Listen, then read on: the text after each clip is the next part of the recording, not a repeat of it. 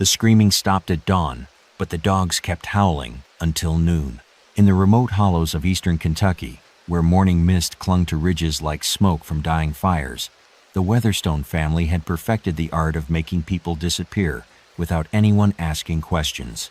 This isn't just another tale of mountain folklore. It's the documented account of how an entire community chose silence over justice for nearly 3 decades. The year was 1892, when the first curious outsider made the fatal mistake of following Possum Creek too far into Black Bear Hollow.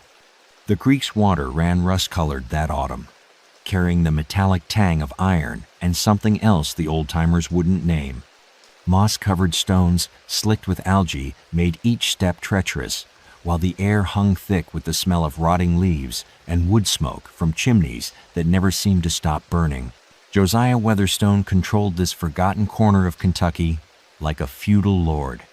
Tall and sharp-featured, with eyes the color of winter ice, he'd arrived in Black Bear Hollow sometime in the 1870s, with his wife, Lavinia Applewhite, and their growing brood of pale, quiet children.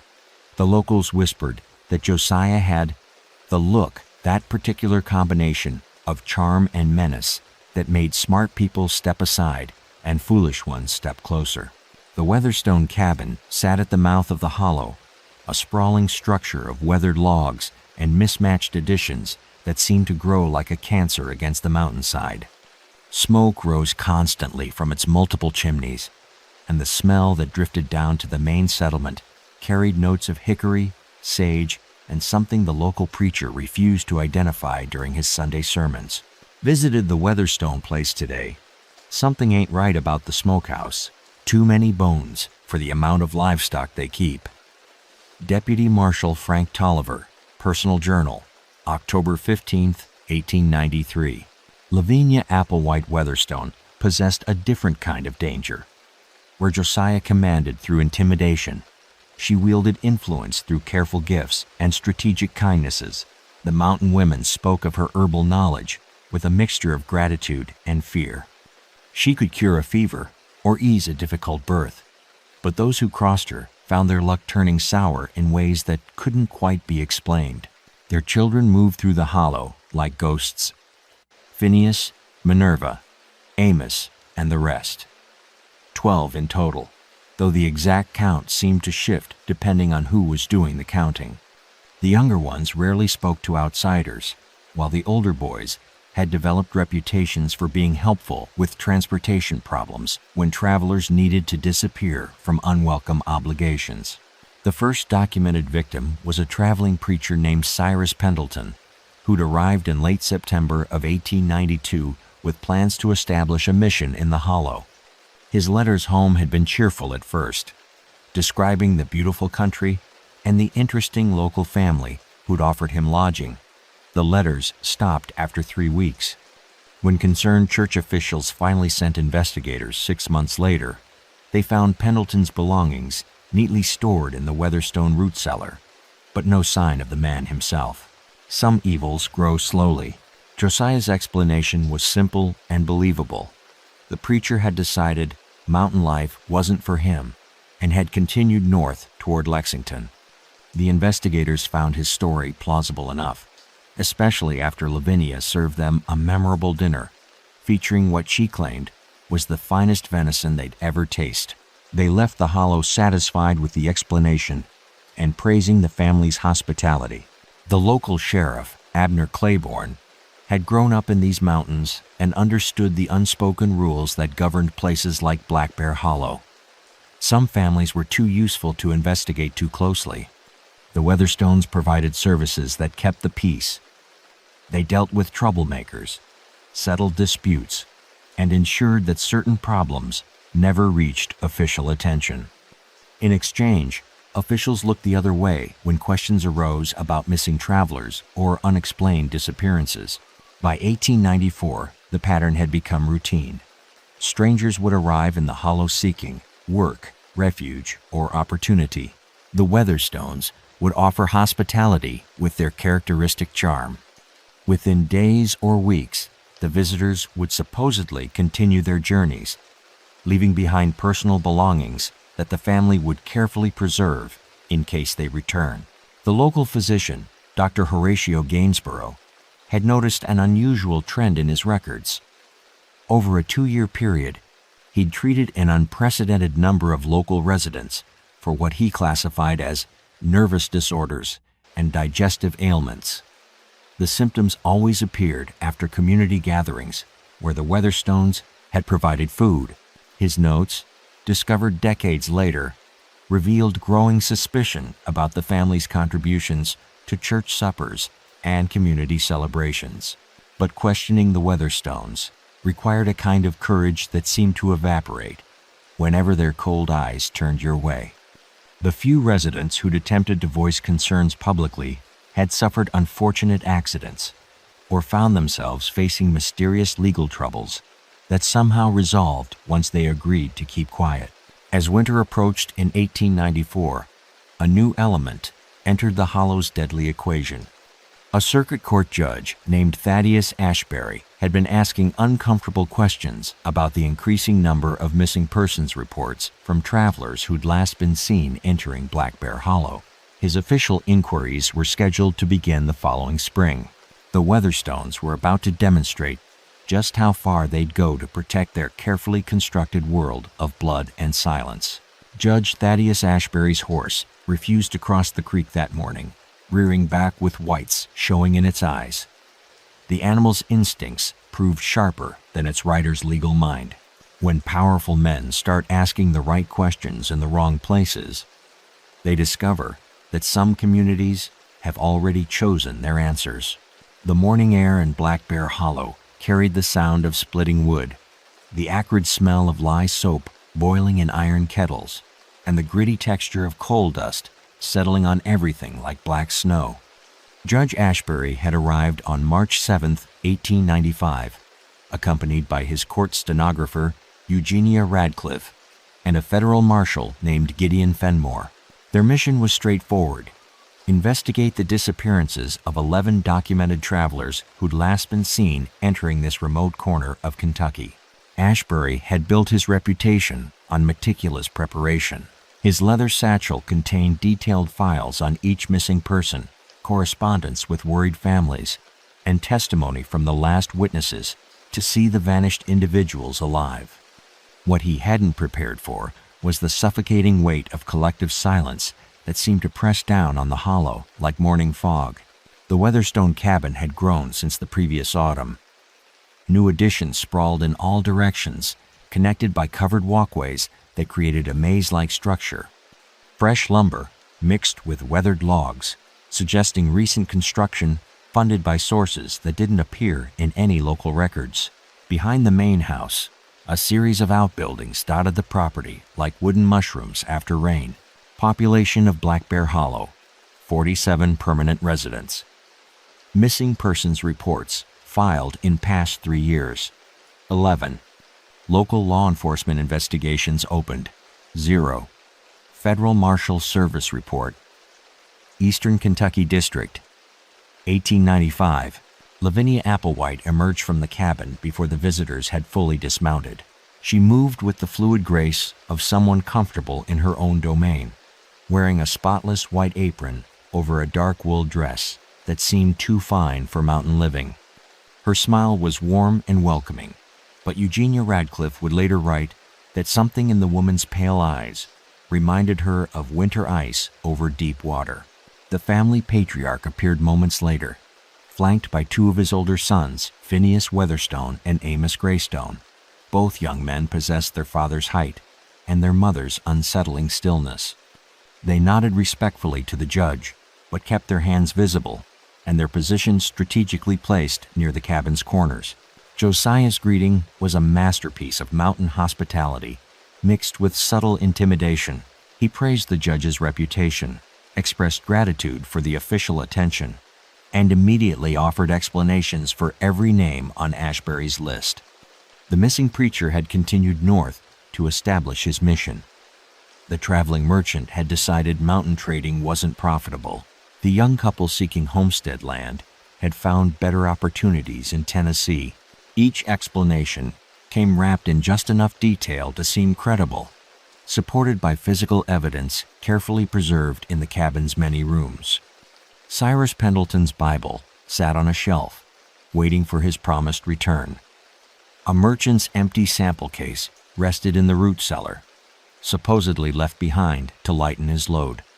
Wedding rings, pocket watches, and personal belongings filled a cedar chest that Lavinia called her hope collection items, kept safe until their owners came back.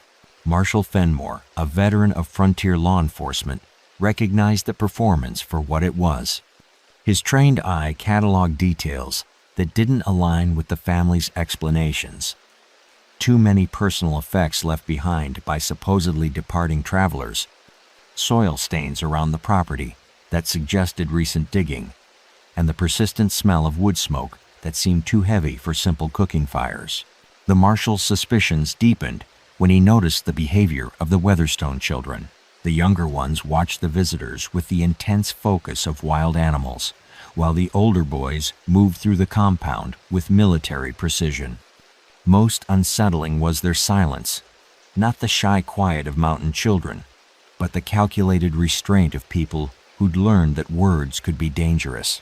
Blood always leaves traces. Eugenia Radcliffe's stenographic training had taught her to observe details others missed. She noted the unusual wear patterns on the cabin's floorboards, suggesting frequent heavy traffic through specific areas. The kitchen contained more large pots and cutting implements than a single family would need. Most disturbing was the root cellar, which smelled strongly of herbs and preservatives, but contained suspiciously little actual food storage. When Ashbury requested to examine the property's outbuildings, the family's cooperative facade showed its first cracks. Josiah's explanations became more elaborate. His sons moved closer, and Lavinia's smile acquired a sharp edge that cut through her mountain charm. The judge was welcome to look anywhere he pleased, they assured him, but some structures were unsafe, and others contained family matters too private for official scrutiny. The standoff lasted until mid-afternoon. Ashbury possessed legal authority, but faced practical limitations in a remote location where the nearest federal support was 2 days' ride away. The Weatherstones offered complete cooperation, while subtly demonstrating that cooperation came with boundaries that wise men didn't cross. The compromise satisfied no one. Ashbury agreed to limit his inspection to areas the family deemed safe, while the Weatherstones allowed him to examine selected outbuildings under their careful supervision. What he found there would haunt his dreams for the remainder of his abbreviated life. In a storage shed behind the main house, hanging from hooks designed for curing meat, were garments that didn't belong to any member of the Weatherstone family. A preacher's black coat, carefully cleaned, but bearing stains that wouldn't wash out. A merchant's leather vest with a bullet hole through the chest. A young woman's wedding dress, torn and bloody, folded with ceremonial care. When Ashbury demanded explanations, Josiah's response was chillingly simple. People sometimes left things behind when they departed in haste, and the family preserved everything as a courtesy to future visitors. The judge realized he was looking at trophies, not storage. As evening approached, the Weatherstones insisted their guests stay for dinner and accept accommodation for the night. The invitation was extended with such overwhelming hospitality that refusing would have constituted an insult to mountain courtesy. Ashbury found himself trapped by the same social conventions that had silenced the community for years. That night's meal would be the judge's last. The soup spoon trembled in Judge Ashbury's hand as he tasted something that shouldn't exist in any civilized kitchen. Around the table, the Weatherstone family watched with the patient attention of predators studying wounded prey. When respected officials vanish without trace, someone must be powerful enough to make their absence seem natural.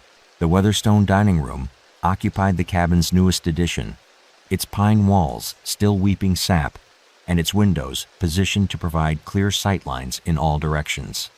The smell of roasted meat mingled with beeswax candles and something medicinal that Lavinia claimed was her special seasoning blend. Rough-hewn floorboards creaked under the weight of too many feet, while shadows from the fireplace danced across faces that revealed nothing and promised less.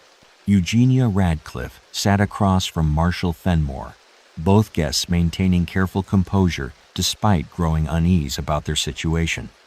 The meal itself was elaborate beyond anything expected in such remote surroundings. Multiple courses served on china that belonged in city mansions, not mountain cabins. Lavinia moved between kitchen and dining room with practiced efficiency, assisted by her daughter Minerva Lichmore, whose pale hands never seemed to stop moving as she arranged and rearranged the table settings. The conversation followed predictable patterns. Josiah regaled his guests with local history, carefully edited versions of territorial disputes and family feuds that painted his clan as peacekeepers rather than participants. His older sons, Phineas and Amos, contributed occasional details about hunting conditions and weather patterns, while the younger children maintained their unsettling silence. The meat has an unusual flavor. Mrs. Weatherstone claims it's a special preparation method passed down through her family. I've requested the recipe from my wife. Final diary entry of Judge Thaddeus Ashbury, March 7th, 1895.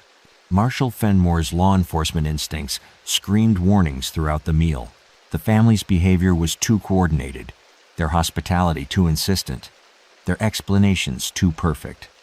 When he attempted to excuse himself to check on the horses, Amos Greystone immediately volunteered to accompany him, citing concerns about mountain cats that had been troubling livestock. The message was clear. Guests were not permitted to wander alone after dark. The evening's entertainment revealed the family's true nature through carefully orchestrated demonstrations.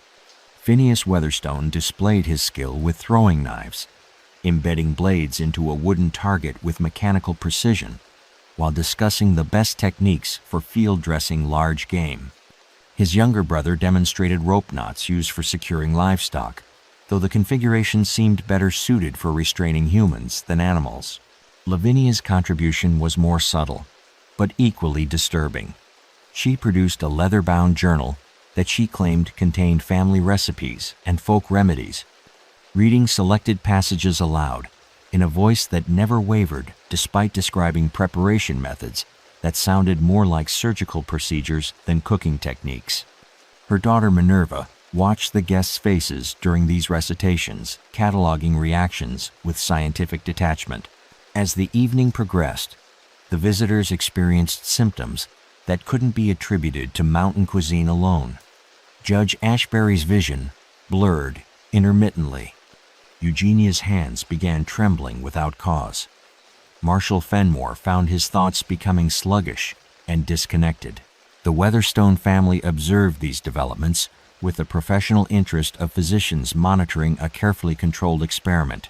The turning point came when youngest son Philomena Winsford, barely 14, but already displaying the family's characteristic coldness, made an innocent-seeming comment about previous visitors who'd stayed overnight. He mentioned details about their personal belongings and private conversations that he couldn't possibly have known unless those guests had never actually departed the hollow. Death comes quietly here. Fenmore's training kicked in despite his impaired condition. He attempted to signal his companions while maintaining the facade of polite dinner conversation, but the Weatherstones had been performing this routine for years. Every gesture was anticipated, every potential escape route already blocked by family members who'd positioned themselves with military precision throughout the room. The marshal's hand moved toward his sidearm, just as the paralytic herbs in Lavinia's special seasoning reached full potency. His fingers wouldn't respond to mental commands. Across the table, Judge Ashbury slumped forward as his nervous system surrendered to compounds that mountain folk had been using to immobilize large game for generations. Eugenia managed a single strangled scream before her voice disappeared, along with her ability to move. Josiah Weatherstone's transformation from gracious host to efficient killer was seamless. The charm melted away to reveal something that had never been entirely human, while his family members shifted from dinner companions to surgical assistants with practiced coordination. They'd performed this routine dozens of times, perfecting their technique with each iteration.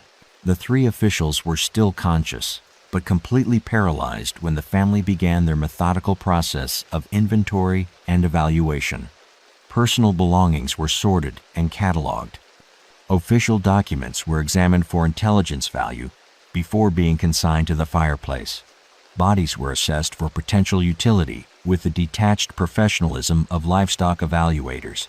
Lavinia's journal contained detailed notes from previous acquisitions, cross-referenced by weight, age, physical condition, and what she termed preparation requirements. The federal officials represented her most prestigious entries to date: educated, well-fed subjects who'd provide both practical value and symbolic satisfaction. The family's efficiency was terrifying to witness.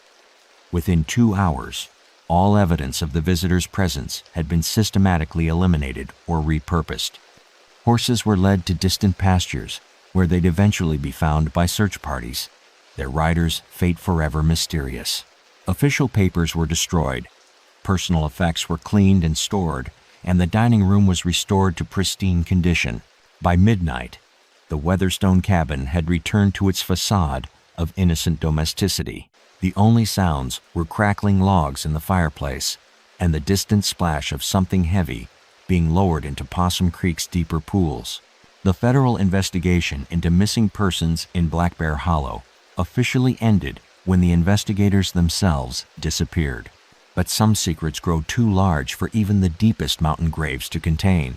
The search party found the federal officials' horses 3 miles downstream, still saddled but riderless, grazing peacefully in a meadow where morning dew mixed with something darker on the grass.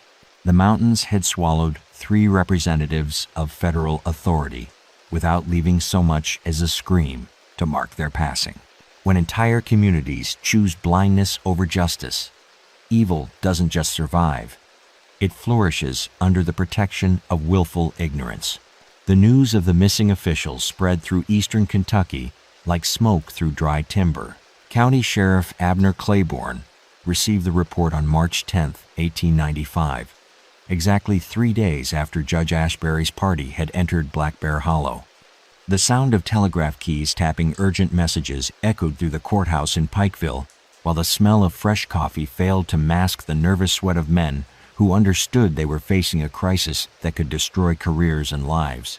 Dr. Horatio Gainsborough had been the first civilian to encounter the abandoned horses. His morning rounds to check on pregnant women in the outlying settlements had brought him to the meadow where the animals stood in perfect formation, as if their riders had simply vanished mid-journey. The horses showed no signs of distress or struggle. Their tack remained properly adjusted, their coats unmarked by brambles or signs of panicked flight. The physician's report to Sheriff Claiborne contained details that painted a disturbing picture. The horses' saddlebags had been methodically searched and reorganized, with official documents missing but personal items left untouched. Someone had taken the time to remove anything that might identify the rider's mission, while preserving the illusion that they'd encountered some natural misfortune in the wilderness. 3 federal officials do not simply vanish without trace.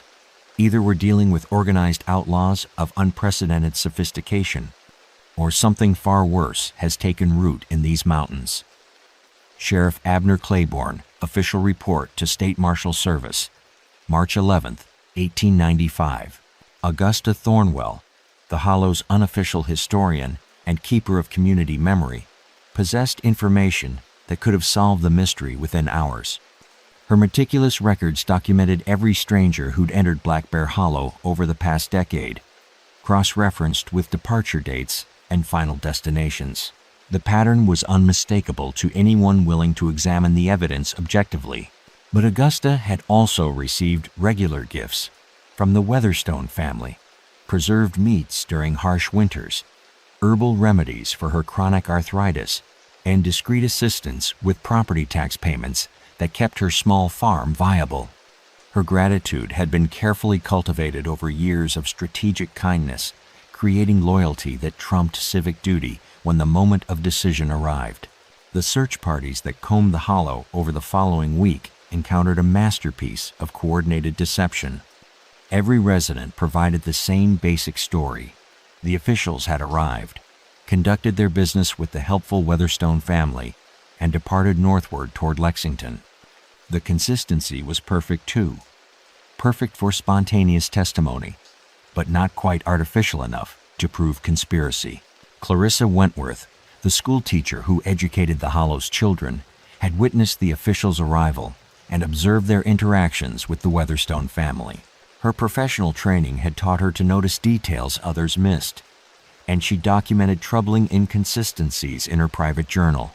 The officials' behavior had suggested they were investigating serious criminal activity, not conducting routine administrative business. But Clarissa's position depended on community support, and the community had made its position clear through subtle but unmistakable signals. Parents began questioning whether their children needed formal education. The school board discussed budget constraints that might necessitate eliminating her position.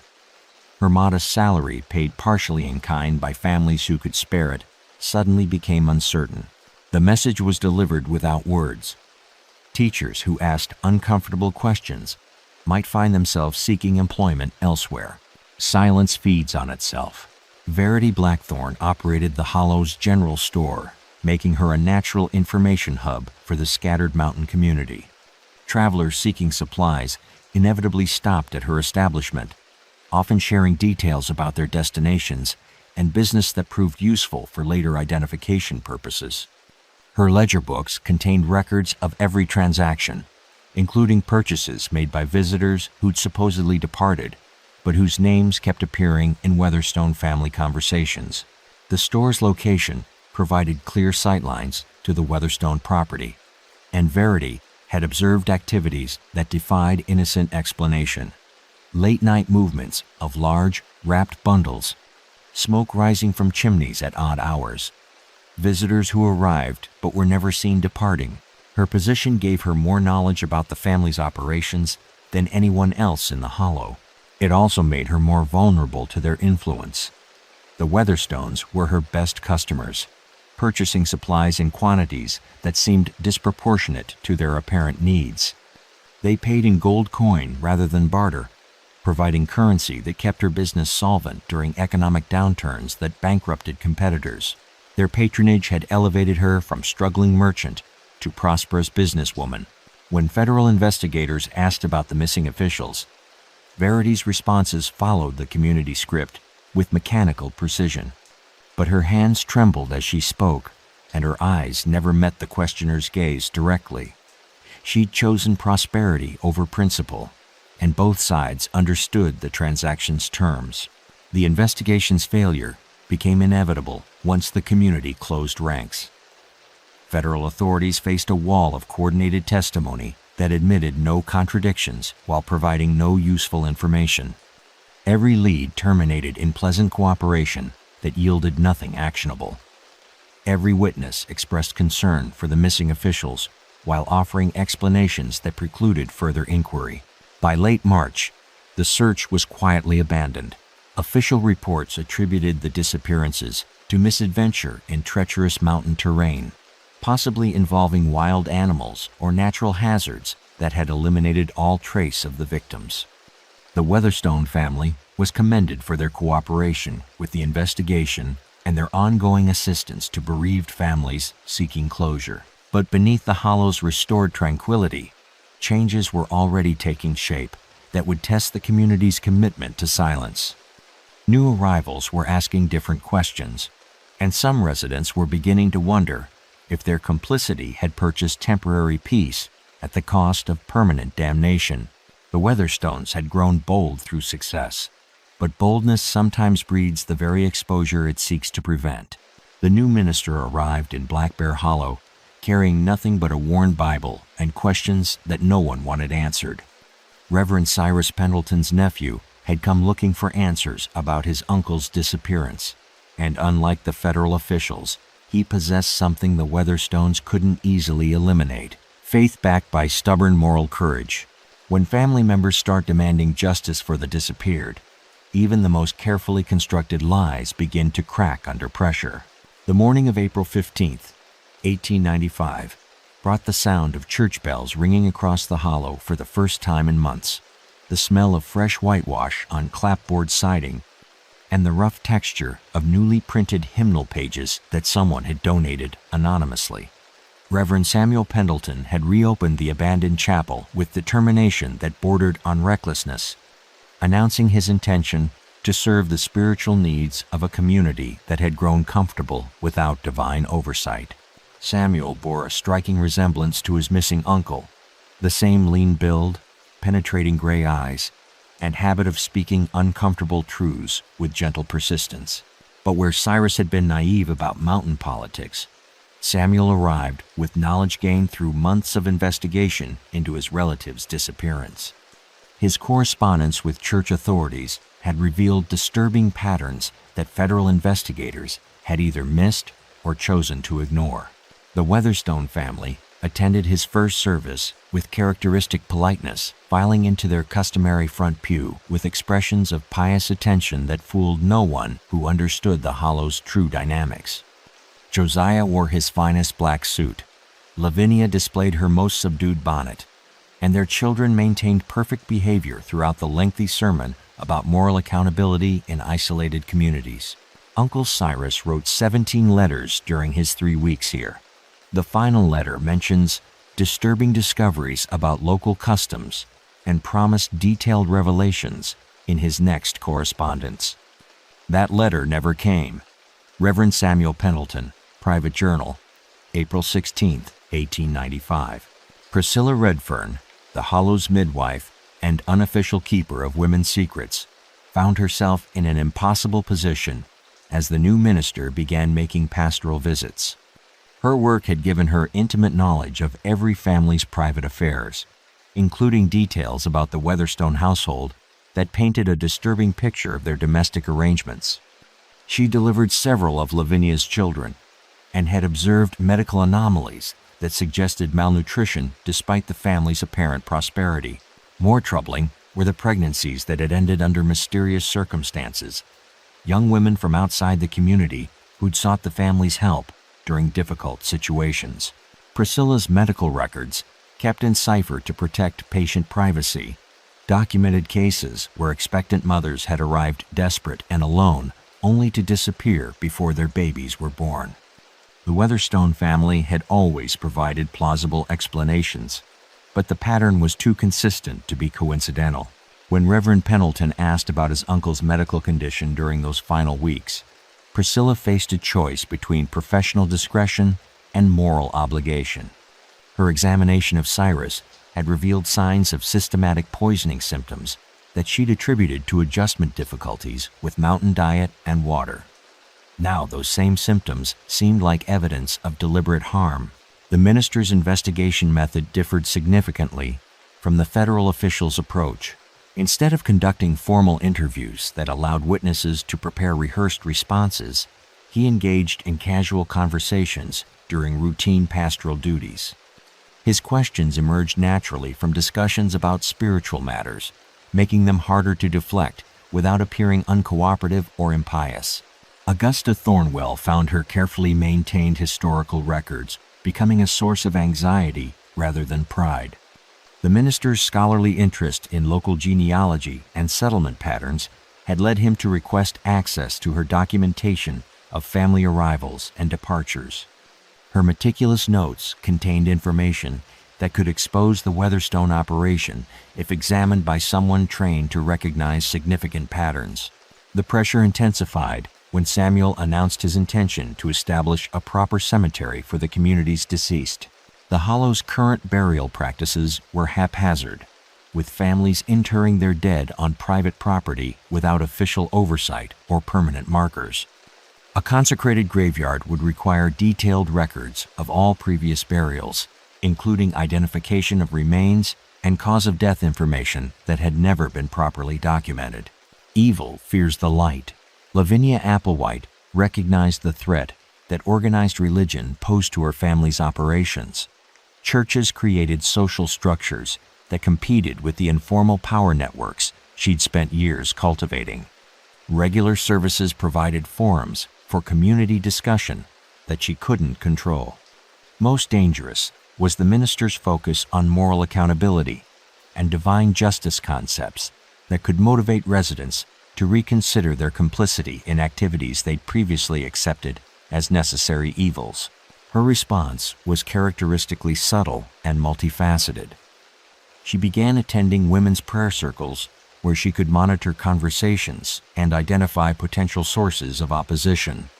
Her contributions to these gatherings were carefully crafted to seem supportive while actually discouraging any discussions that might lead to uncomfortable revelations about recent community events. Simultaneously, she increased her charitable activities, providing assistance to families facing economic hardship while subtly reminding recipients of their dependence on Weatherstone generosity. Her message was clear without being explicit. Those who valued their current security would be wise to avoid asking questions that might jeopardize their benefactors' continued goodwill. The minister's most dangerous innovation was his introduction of confession as a regular spiritual practice. Private conversations with community members about their moral struggles provided opportunities for residents to unburden themselves of guilt they'd carried for years. Samuel's gentle encouragement and promise of divine forgiveness began loosening tongues that had remained silent through fear and complicity. Verity Blackthorne was the first to crack under the weight of accumulated shame. During a pastoral visit, ostensibly focused on her recent business struggles, she found herself describing the strange purchases and late-night activities she'd observed from her store. Her words tumbled out in a rush of relief and terror, revealing details that painted an unmistakable picture of systematic murder disguised as mountain hospitality. The confession lasted 3 hours and left both participants understanding that they'd crossed a line from which there could be no retreat. Samuel now possessed eyewitness testimony that could expose the Weatherstone operation, while Verity had become a marked woman whose survival depended on the minister's ability to protect her from retaliation. That night, smoke rose from the Weatherstone chimney in volumes that suggested something more than cooking fires, and the Hollow's dogs began howling with renewed intensity. The family had decided that their newest problem required permanent solutions. The chapel door stood open in the morning wind, creaking on rusted hinges while Reverend Pendleton's blood pooled between the altar stones. But the minister's body was nowhere to be found, and his Bible lay open to Ezekiel chapter 34, a passage about shepherds who failed to protect their flocks from wolves. When communities of faith discover their moral leaders have been systematically eliminated, they must choose between confronting evil or becoming its willing accomplices. The dawn of April 22nd, 1895, brought the sound of crows gathering in unusual numbers, the metallic smell of copper pennies scattered across consecrated ground, and the slick texture of something dark that had soaked into the chapel's pine floorboards during the night. Priscilla Redfern made the discovery while arriving early to arrange flowers for Sunday service, her scream echoing across the hollow with the force of accumulated horror finally finding its voice. The scene inside the chapel suggested struggle, followed by methodical cleanup. Furniture had been carefully rearranged to conceal signs of violence, while personal belongings were positioned to suggest the minister had departed voluntarily for urgent business elsewhere. But the Weatherstone family's efficiency had been compromised by haste. They'd left evidence that revealed both their involvement and their growing desperation. Samuel Pendleton's final sermon notes were scattered beneath the pulpit, written in handwriting that grew increasingly erratic as the evening progressed.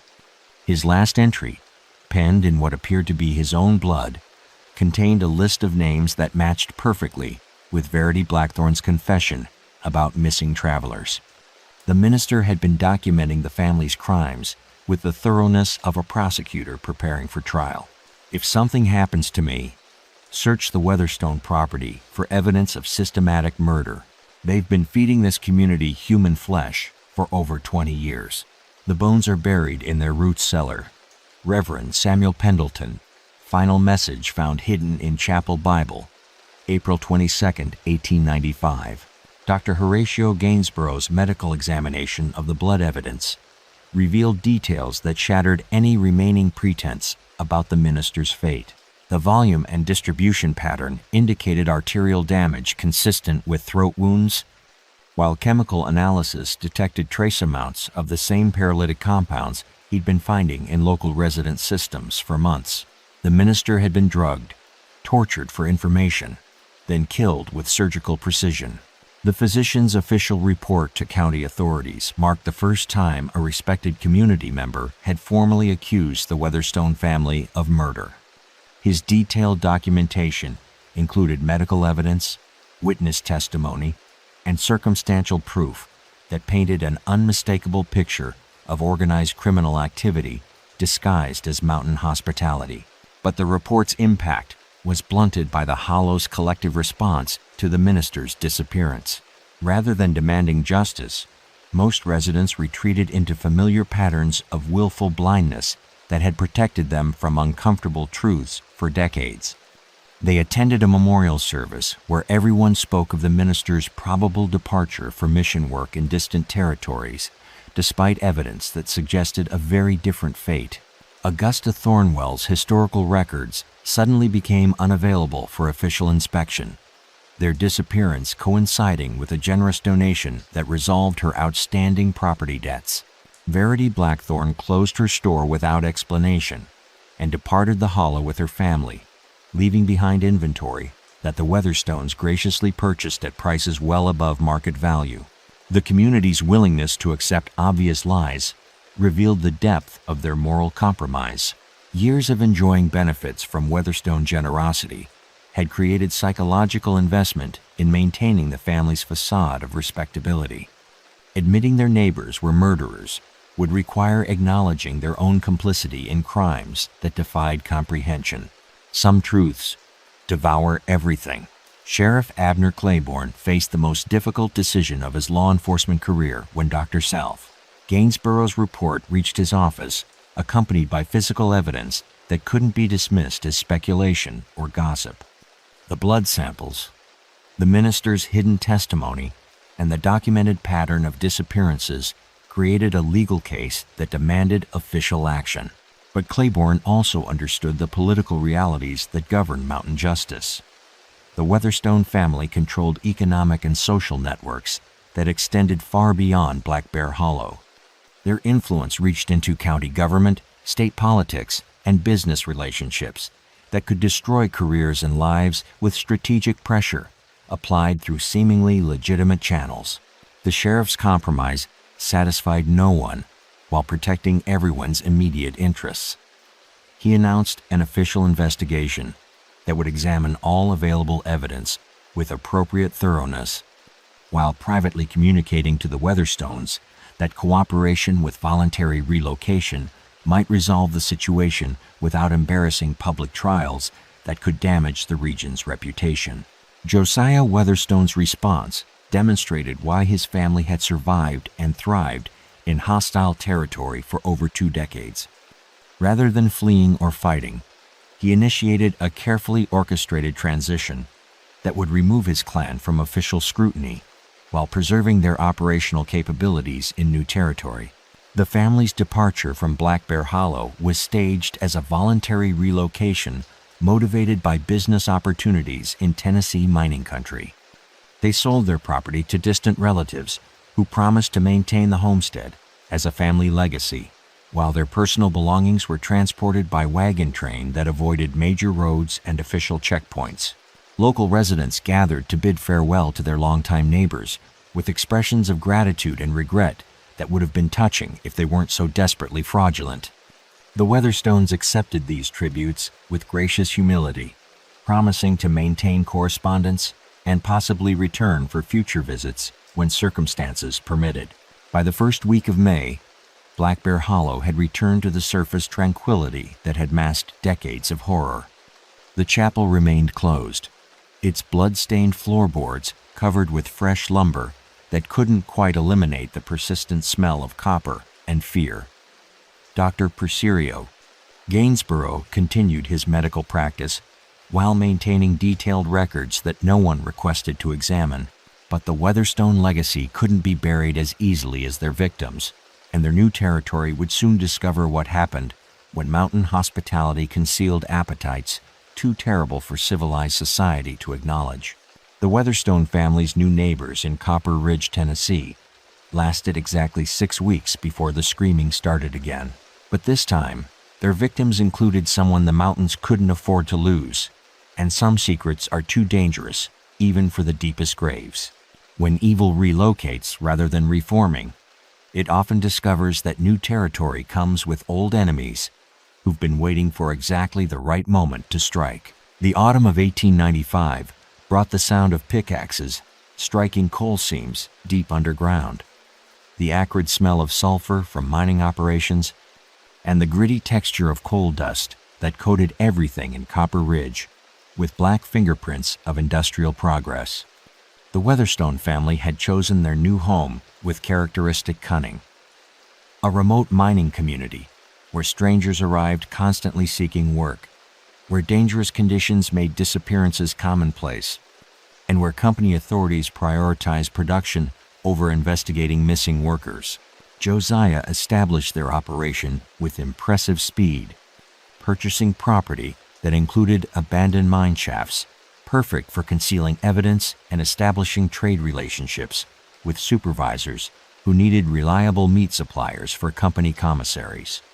Within months, the Weatherstone Smokehouse was producing quantities of preserved meat that seemed impossibly abundant given their apparent livestock holdings. Lavinia's integration into local women's circles proceeded according to familiar patterns.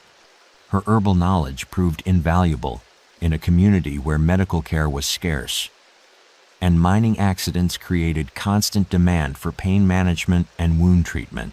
Her carefully crafted reputation for healing and hospitality provided the same protective camouflage that had served the family so effectively in Black Bear Hollow.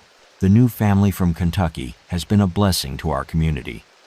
Their generosity during the winter months prevented several deaths from starvation. We are fortunate to have such Christian neighbors. Copper Ridge Community Newsletter, February 3, 1896. But Tennessee mining country operated under different rules than isolated mountain hollows, and the Weatherstones had underestimated the sophistication of their new environment.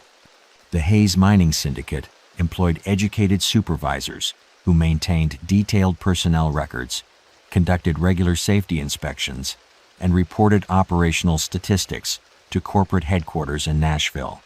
Their systematic approach to business created documentation that would prove impossible to manipulate or destroy.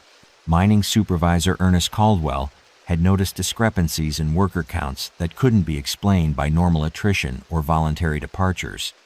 Men who'd signed employment contracts were disappearing before completing their commitments, leaving behind personal belongings and unpaid wages that suggested involuntary termination rather than strategic relocation. His reports to company officials described a pattern of missing persons that exceeded statistical norms for dangerous industrial work. The family's first major mistake was targeting Benjamin Matthews, a geological survey specialist whose disappearance triggered investigations by both corporate security and federal mining inspectors. Matthews had been conducting soil composition studies that would determine future expansion plans, making his work valuable enough to warrant serious attention when he failed to submit required reports. Corporate Detective Samuel Morrison arrived in Copper Ridge with resources and authority that local sheriffs couldn't match. His investigation methods included financial audits, personnel interviews, and physical evidence collection that revealed inconsistencies the Weatherstones couldn't explain away with mountain charm and strategic gifts. Morrison's examination of the Weatherstone property uncovered evidence that painted an unmistakable picture of systematic murder disguised as legitimate business operations. Soil samples revealed unusual chemical compositions consistent with lime used to accelerate decomposition. Structural analysis of their outbuildings identified hidden chambers designed for activities that had nothing to do with food preservation or storage. The final reckoning came. The raid on March 17, 1897, involved federal marshals, corporate security personnel, and Tennessee state authorities working in coordinated action that gave the family no opportunity to implement their usual escape strategies. The evidence collected during this search included physical remains of at least 43 victims, detailed records of their selection and processing methods, and financial documentation proving the family had been selling human flesh to unsuspecting customers throughout the region. Josiah Weatherstone died during the arrest, reportedly while resisting federal officers, though witnesses described his death as more execution than self-defense. Lavinia and 3 of their adult children were transported to Nashville for trial, while the younger family members disappeared into various institutional custody arrangements that scattered them across multiple states. The trial proceedings revealed horrors that exceeded even the prosecutor's expectations. Evidence presented to the court documented systematic cannibalism spanning over 25 years, involving dozens of victims across multiple jurisdictions. Testimony from surviving community members in both Kentucky and Tennessee described a network of complicit officials and businesses that had profited from Weatherstone operations while maintaining plausible deniability about their true nature. Lavinia Applewhite Weatherstone was executed by hanging on December 5, 1897, maintaining her innocence and claiming divine persecution until the trapdoor opened. Her final words, recorded by court stenographers, were a promise that her family's work would continue through bloodlines that extended far beyond official genealogical records.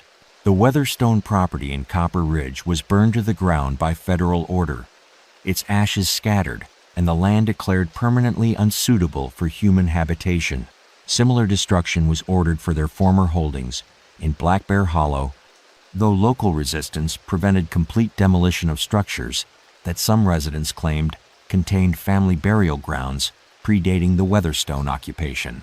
But destroying buildings couldn't eliminate the psychological contamination that had spread through communities that had knowingly consumed human flesh for decades.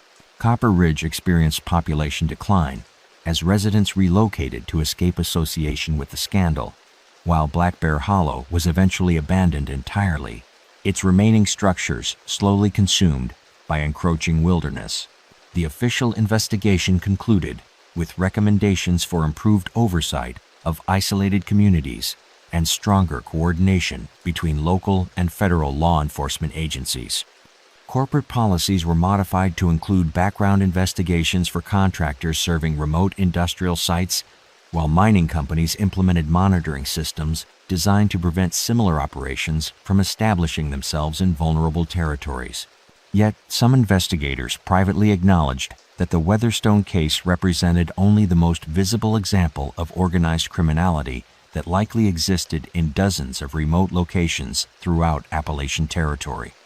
The family's sophistication and longevity suggested access to resources and knowledge that implied connections with similar operations in other regions. Modern researchers studying historical crime patterns have identified unexplained disappearances and suspicious circumstances in at least 12 different communities where individuals bearing Weatherstone family names had established residence during the late 19th century. The scope suggests not an isolated family of criminals, but a network of related operations that may have continued functioning long after official investigations concluded. Local legends persist throughout eastern Kentucky and Tennessee about visitors who should never accept dinner invitations from families whose generosity seems too perfect, whose meat tastes too tender, and whose hospitality conceals appetites that civilization cannot acknowledge or satisfy. We're only scratching the surface. The next case is even darker. Subscribe before it drops.